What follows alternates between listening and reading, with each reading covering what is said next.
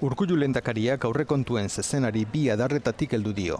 Diru sarbidei dagokienez gogora ekarri du gastatzeko diru kopurua 9.316 milioi Euskal Finantza Erakundean adostu zela. Hortik gora ezin dela inola ere egin.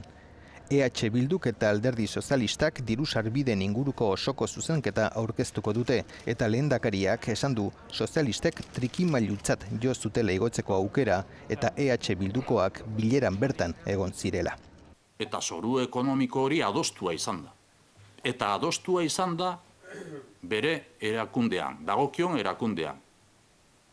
Eta beste indar politiko batzuen ordezkaritzaren eskutik adostua izan da. Hala ere, presta gertu da Urkullu gerora diru sarbideak handituko balira alderdiekin negoziatzeko. Gastuei dagokienez berriz, prestutasun oso agertu nahi izan du lehendakariak alderdiekin ados jartzeko, baina baldintza batekin. Errealismoan oinarritutako borondatea. Ez du Jaurlaritza bezala duguna baino gehiago gastatuko. Aste honetan hasiko dira Jaurlaritzaren eta oposizioaren arteko elkarrizketak aurrekontuen inguruan. Lehendakariak adierazi du Jaurlaritzak egonkortasuna lortu nahi duela diru kontuetan eta dei egin die alderdi politikoei erantzunkizunez jarduteko aurrekontu barik egotea ez omen delako bat ere ona.